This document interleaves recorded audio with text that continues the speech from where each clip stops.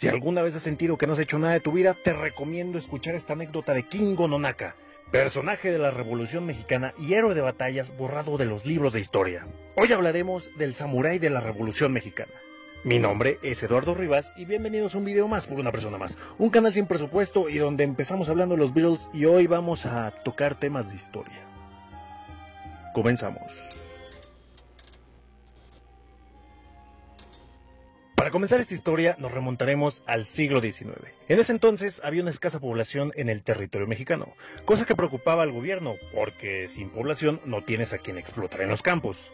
Así que México pidió ayuda, consiguiendo respuestas del continente asiático, más que nada de los países de China y Japón.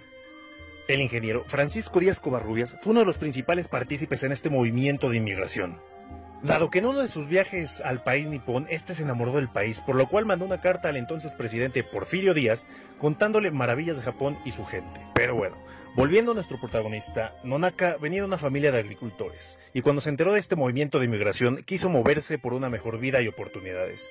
Porque, para quien no sepa, Japón y México en aquellas épocas tenían economías muy similares. Y así fue como Kingo no Naka llegó a México a los 17 años, acompañado de su hermano mayor y de un tío.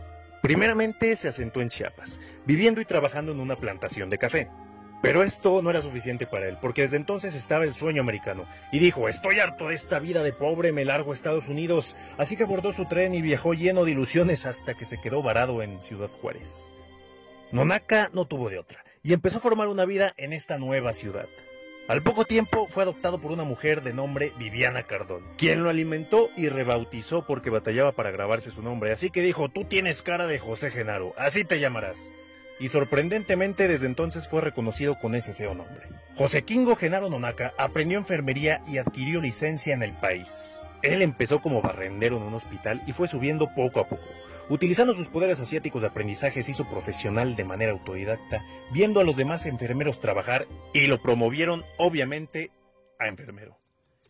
En marzo de 1911 tuvo unas merecidas vacaciones en Casas Grandes, lugar asentado cerca de donde Francisco I. Madero organizaba un ataque en contra del coronel Agustín Valdés. Tristemente, para el buen Madero, su ataque fue repelido y los revolucionarios se replegaron. Madero salió herido y llegó a ser atendido en manos de Kingo, quien ya gozaba de una ascendente fama. El enfermero japonés dijo: sí, ahí pónganlo. No tenía idea de a quién estaba tratando, pero aún así entablaron una plática donde hablaron del porqué de la guerra. Madero le comentó que quería acabar con la corrupción reinante en el país y así lograr que éste floreciera. Nonaka se impresionó tanto de cómo un ser humano tan enano pudiera tener una voluntad así de gigante. Y entonces dijo: estoy harto de esta vida de paz y estabilidad laboral de enfermero, me largo a la guerra. Y así fue como se unió a la sección de sanidad del grupo maderista. Tiempo después, Madero murió.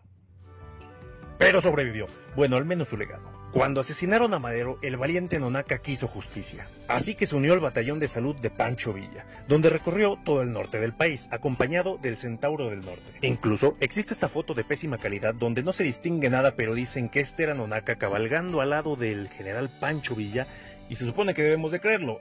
Así que ahí está. En total, Kingo Nonaka participó en 14 operaciones de combate, 2 con Madero y 12 con Villa. Se hizo capitán en el batallón de sanidad de la División del Norte, consiguiendo así un gran prestigio. Su última misión fue en marzo de 1916, estando al cuidado de 65 villistas heridos, quienes reposaban en la iglesia del condado de Samuel Ventura.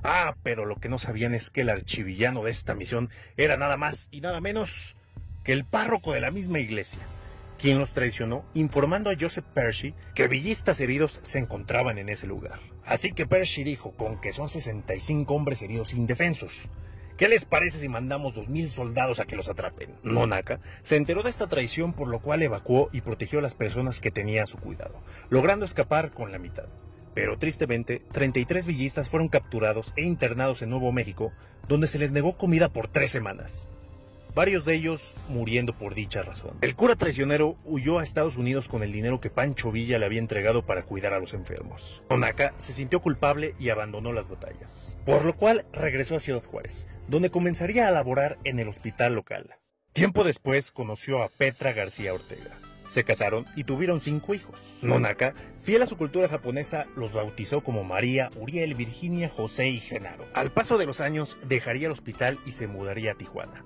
Entró a la policía de Tijuana, donde se distinguió por su honestidad, e incluso se convirtió en fotógrafo. siendo contratado por el gobierno de Tijuana para retratar a reos y presos de cárcel pública, y así convirtiéndose en fundador del Departamento de Identificaciones de la Comandancia de la Policía de Tijuana. Por Dios, hay algo que este hombre no haya hecho. Además, estudió un diplomado de fotografía, dactiloscopía, criminología, grafología, todo por el Institute of Applied Science de Chicago, Illinois, graduado en el año de 1933. Se le conocía como el Casasola de Tijuana por Víctor Casasola, fotógrafo y documentalista. Sus fotografías son piezas para entender la Tijuana de los años 20 a 40, dejando un legado fotográfico de más de 300 ejemplares, los cuales se ubican en el Archivo Histórico de Tijuana. Con el ingreso de México a la Segunda Guerra Mundial, mexico-japoneses del noreste fueron forzados a irse a la Ciudad de México, todo por órdenes de Lázaro Cárdenas, quien a su vez seguía estrategias tácticas del país del norte. Al pasar de los años y ya viviendo en la Ciudad de México, se unió a Ignacio Chávez y a otros ciudadanos formando el Instituto Nacional de Cardiología. Finalmente, el 20 de agosto de 1963, el presidente Díaz Ordaz lo reconoció como veterano de la Revolución Mexicana y condecoró al mérito revolucionario, además de otorgarle una pensión vitalicia. Kingo Nonaka falleció el 8 de octubre de 1977, dejando un gran legado y ejemplo a toda la gente de nuestro país, y mostrando que no importa de dónde vengas, si tienes voluntad y coraje, podrás lograr todo lo que te propongas. Sin duda alguna, un ícono nacido en tierras lejanas, pero adoptado por tierras mexicanas. Un héroe del cual no muchos han escuchado hablar. Y esta fue la historia de Kingo Nonaka, el samurái de la Revolución Mexicana.